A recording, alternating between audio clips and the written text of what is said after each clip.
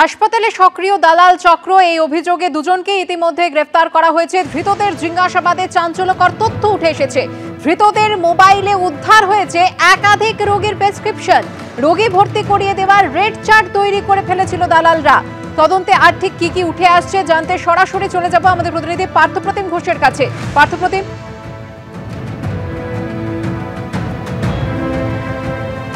দেখো, তুমি দেখেছো গত পরশু দিনকে এসএসকেএম হাসপাতাল এবং কলকাতা মেডিকেল কলেজ হাসপাতাল থেকে লালবাজারের গোয়েন্দারা তারা দুজনকে গ্রেপ্তার করে এবং সেই গ্রেপ্তার করার পরবর্তীকালে গতকালকে আদালতে পাঠিয়ে তাদেরকে দুজনকে কিন্তু হেফাজতে নিয়েছেন তদন্তকারীরা।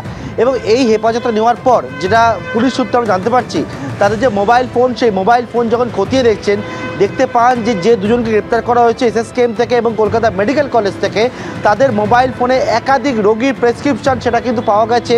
রোগীদের নানা রকমের ভর্তি সংক্রান্ত অর্থাৎ অ্যাডমিশন সংক্রান্ত একাধিক ডকুমেন্ট তাদের কাছে পাওয়া গেছে। তদন্তকারীরা গোটা ঘটনা যখন তদন্তে নেমে জানতে পারছেন এই দালালরা, যেটা হচ্ছে সরকারি হাসপাতালে যে রমরমা কারবার আগে ছিল, সেই রমরমা কারবার কিন্তু এখনও পর্যন্ত চালিয়ে যাচ্ছেন। এবং তারা একটা রেড চার্ট কার্য তৈরি করে ফেলেছিল ভর্তির জন্য। এবং সেই রোগী ভর্তি পিছু কখনো রেট থাকতো 5,000, কখনো রেট থাকতো 10,000, কখনো রেট থাকতো 15,000। এবং গোয়াটার পেছনে নেক্সাস সেটা কিন্তু কাজ করছে।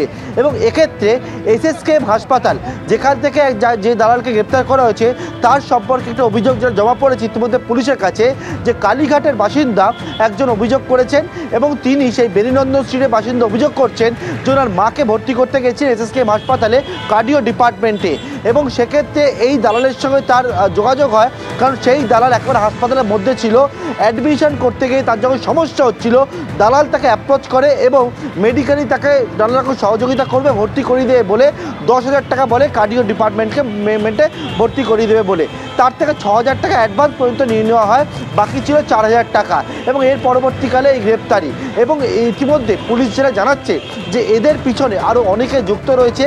তাদের সেই চক্রটাকে ধরার জন্য ইতিমধ্যে এদেরকে জিজ্ঞাসাবাদ করে এদের পিছনে নেক্সাস কারা কারা রয়েছে, রোগী ভর্তি করে দিত কীভাবে, বা কীভাবে যারা হাসপাতালের মধ্যে ঘোরাঘুরি করতো, সেই সমস্ত বিষয়ে জানাটা অত্যন্ত প্রয়োজন। এবং সেই মতো কিন্তু ধৃত দুজনকে জিজ্ঞাসাবাদ করা হচ্ছে। এবং শুরুতেই তোমাকে যেমনটা বললাম, এদের মোবাইল ফোন থেকে এরকম একাধিক রোগীর ভর্তি সংক্রান্ত বিষয়, প্রেসক্রিপশন থেকে শুরু করে এবং বিভিন্ন ডকুমেন্ট, সেই সমস্ত ডকুমেন্ট কিন্তু উদ্ধার হয়েছে বলে আমরা পুলিশ সূত্রে জানতে পারছি। আমাদের খুব রেগুলার অ্যাকশন হয়, অনেক অ্যারেস্ট হয়েছে অ্যান্ড হসপিটাল অথরিটি যারা আছে ওদের সঙ্গে আমরা রেগুলার মিটিং করি। আগে থেকে অনেকটা কমেছে, কিন্তু স্টিল আরও স্কোপ আছে করার জন্য।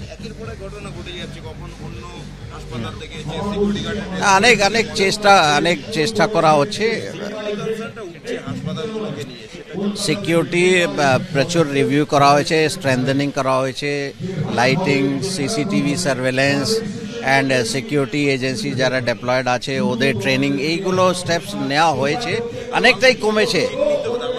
দালালদের অনেক অ্যারেস্ট হয়েছে। লাস্ট এক বছরের স্ট্যাটিস্টিক্স আমাদের কাছে এই মুহূর্তে রেডি নেই, কিন্তু আমরা জানি দ্যাট প্রত্যেক আমরা শুধু আমাদের পুলিশ স্টেশন লেভেল বা ওখানে যারা আমাদের হসপিটালে যারা আমাদের পুলিশ ডেপ্লয়েড আছে, এছাড়াও আমাদের ডিটেকটিভ ডিপার্টমেন্ট থেকে অনেক অ্যাকশন হচ্ছে।